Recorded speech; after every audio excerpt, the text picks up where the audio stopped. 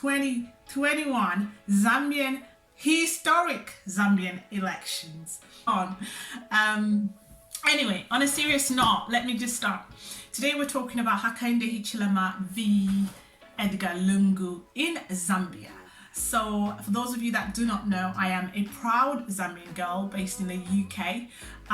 Lived in Zambia half of my life, and so lived in the UK nearly half of my life. Have a really great following of what's going on in the country and great concern for the Zambian population and the Zambian people. So today we're talking about Hakainde Hichilema, who is the opposition party for Zambia. He's been in the opposition for such a long time and lost a few elections. And we're talking about President Edgar Lungu, who's the current reigning president in Zambia, but also looking to be the president in 2021 to win the elections. So we're going to do a critical analysis to see who is in a great position to win and who could win the 2021 elections based on my own observation. Okay, so from what I've been seeing out there, I have been seeing a lot of drama that I do not understand.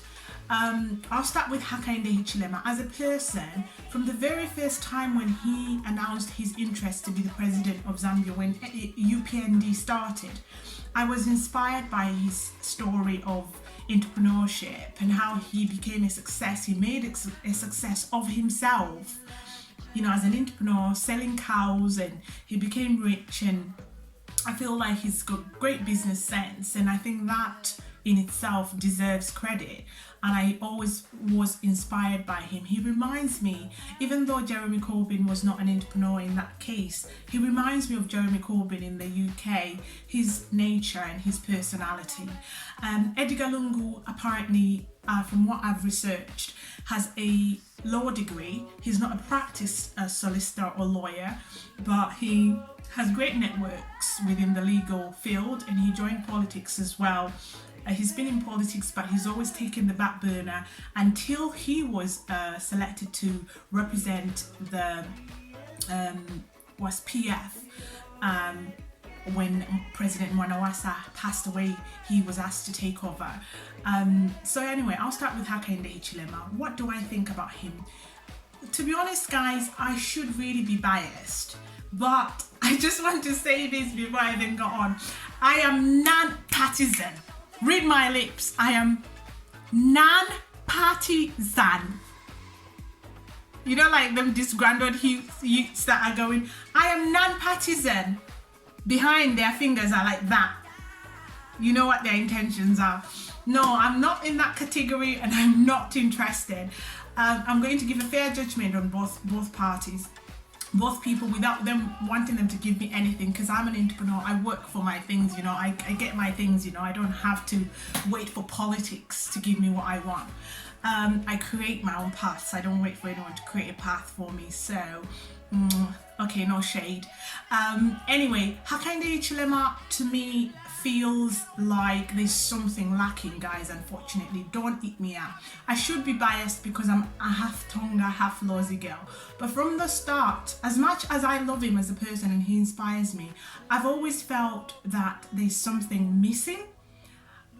You know what, at first I was like, why am I not just saying this guy is my president? Like, what's wrong with me? For a long time I say that to myself, but something was just always missing. But I think as I've grown older, I have realized that what I am missing with Hakainde Hichilema is the leadership quality, the authoritative quality is what I am missing. When Hakainde Hichilema was arrested for no apparent reason and put in jail for a long time by Edgar Lungu, I feel like he had an opening after he was released to come out and be president before the elections, to come out and really take offense and campaign for the government to be made accountable for arresting him for no apparent reason. He should have used the international press because they help you, they help. I think he should have used other presidents from other countries to fight injustices for him being arrested for no apparent reason. I'll give you an example of Nelson Mandela. When during the apartheid, when Nelson Mandela was arrested, he came out guns blazing. As soon as Nelson Mandela came out, there was no doubt he was going to be the president of South Africa, because he came out with such rage and such a big protest that he gathered people, rallied people. He showed extreme authority and leadership, so much so that everyone wanted him to be president. They run around the country before the elections for Nelson Mandela to be given presidency. I would have wanted that from Hakainde Hichilema, because I would have wanted him to come out of jail and rally everyone, regardless of your tribe, to see the bad that the PF did to him. But he continues to shrink himself. He continues to, for me, I feel like he walks with his shoulders down. He needs to put his chest out. I feel like there's something missing about leadership. And also another thing I feel that's missing is his access to remote areas. We can all just, we could all just be blind to the fact that UPND has not been in these remote areas, or has been, or that PF is lying. But this is a real thing. Zambia is not just Lusaka. Zambia is Litatekelo, Kasama, the really remote areas.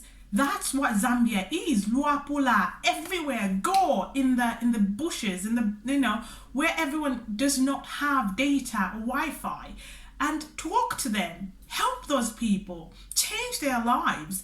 Those are the people that give you the vote, and I feel like he's not doing it. And how do you expect someone to win if they're not going in their remote areas frequently and consistently? Whether it's just to visit or to go to a church, do that. I feel like that's what's missing. We'll come now to, let's now speak about Edgar Lungu. I don't want this video to be long. I think I'll keep this video short. Edgar Lungu, to me, why I think he will win the 2021 elections is he has got leadership and an authority. That's the thing about being a leader. You have to have a bit of a bad, like something that is tough side to you. He can make tough decisions, even though people think he can't make. People actually think he can't make. I find Edgar Lungu to be quite a sly person. I find him, I need to be careful. I find him to be clever in the way he makes his decisions. So I think people should not underestimate Edgar Lungu, because I feel like he's someone who can reign as a dictator if he wanted, because he has knowledge of the law. He knows what to do legally, to be able to turn things around for himself. And he is visiting these remote areas simply because he's got the resources, and to be able to send people off to campaign, to buy meals, and to do little things for people in the remote areas.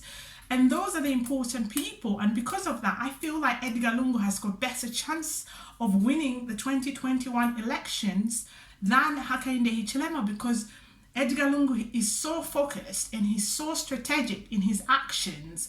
Whereas another thing which Hakainde Hichilema is doing that has thrown me off is taking these social media influencers and allowing them to mess with his political strategy. I mean, why would you want to associate yourself with Sia1? Why would you want to associate yourself with and I love what Chela Tukta is doing. I absolutely love him as a person, but I think that the fact that he's working with any party should have been secret. So I don't like that association either. It's making me quite uncomfortable. It's making me just pull back a little bit and go, ooh, that's strange. Anyway, so what are your thoughts? Tell me what you think. Who do you think will win 2021 elections? It's your girl Stormy. If you like what I do, guys, subscribe, support your Zambian girl. I'm going to come back with different types of videos. I've got a review for Spain. I traveled to Spain, France, and just general things that I've been up to while I haven't been on YouTube, in real life, guys.